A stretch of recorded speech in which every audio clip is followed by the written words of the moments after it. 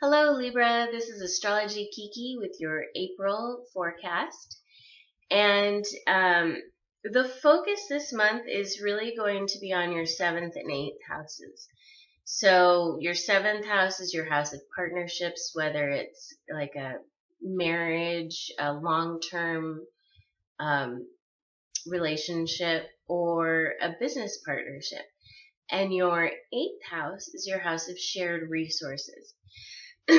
So these could be financial resources that you maybe are involved in with your business partner or your spouse or your family.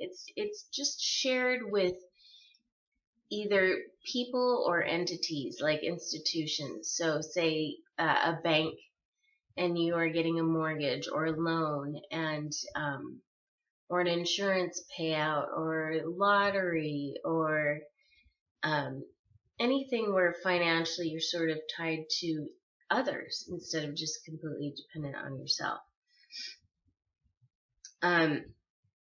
Now, and those are strong themes. Almost all the aspects that we have here are surrounded by those. And it sort of makes me think that a lot of Libras will be joining financial partnerships during this time. So, I have someone who is going to be, they've been working on their own as an agent, and they have someone that they're going to now partner up with, and they've both sort of been on their own for a long time, but this is a really exciting thing for them, and it's just happening this month.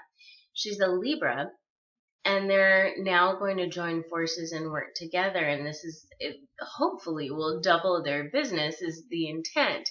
But I'm not terribly surprised by that forecast for her because it's exactly what's going on this month. It's sort of some kind of partnership, very dependent related. It's not anything where you're on your own. It's very much built upon relationships, whether it's with an institution or with another person.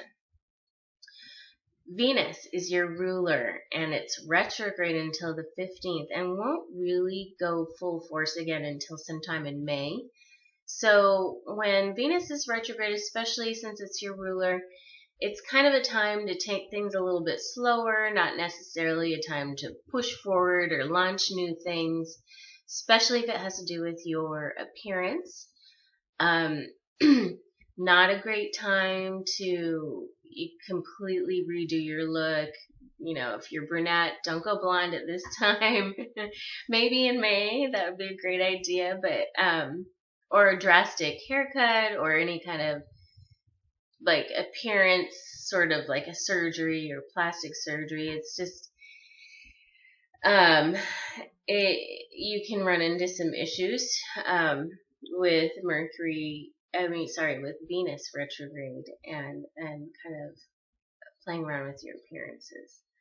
Now, Mars will also go retrograde on the 10th. And when Mars is retrograde, it's typically not a great time to sign contracts. Communication and travel can get disrupted and delayed. Not a good time to buy major like electronic purchases. And people always say, well, what do you mean by that? And it's not that you put your life on hold. If you need to sign a contract, if you need to start working, if you have no choice, then by all means do it. If you have a choice and you can delay something, sometimes it's better. When Mercury is retrograde and you make big purchases or sign big contracts, sometimes you can regret it later. Or it's not really, things aren't really as they seem at the time when you sign the contract, and you begin to realize later that it might not have been a great idea. But so if possible, delay. If not, then do what you need to do.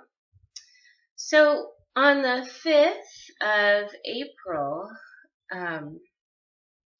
Mars, which is the planet of action and productivity, is going to be trine, which is a very positive aspect to Pluto. And Pluto is the planet of rebirth, renewal, rising from the ashes. And now these are between your 8th and 4th houses. So your 8th house is again the house of shared resources, and your 4th house is the house of home and family. So you could see some action and renewal. Trines are very positive, and they're also something that comes easily. You don't have to work too hard for something to happen in this trine area. Sometimes it can just fall in your lap. So with this, I would say, especially since we have that strong partnership thing going on, you may have a lot of action and kind of a rebirth in sense of that shared resource. Maybe even involving your home. Maybe you're working from home. Maybe it's with your family as your partner, or your spouse as your partner. There are a couple of times this month where you'll want to watch your communication, or be careful with your communication. Saturn is the planet that likes to teach you lessons. It's not always terribly easygoing planet, and it's in square to Venus in your between your 6th and your 3rd houses.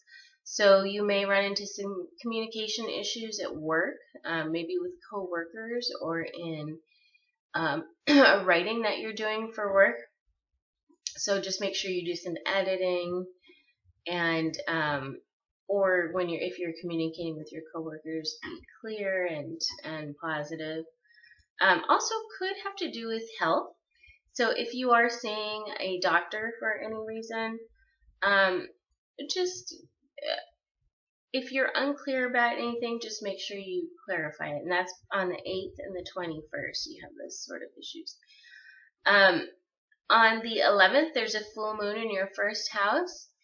And full moons signify the end of something and the beginning of something new. So, or just kind of turning the page and going into a new chapter. And so the 1st house represents your goals and your dreams and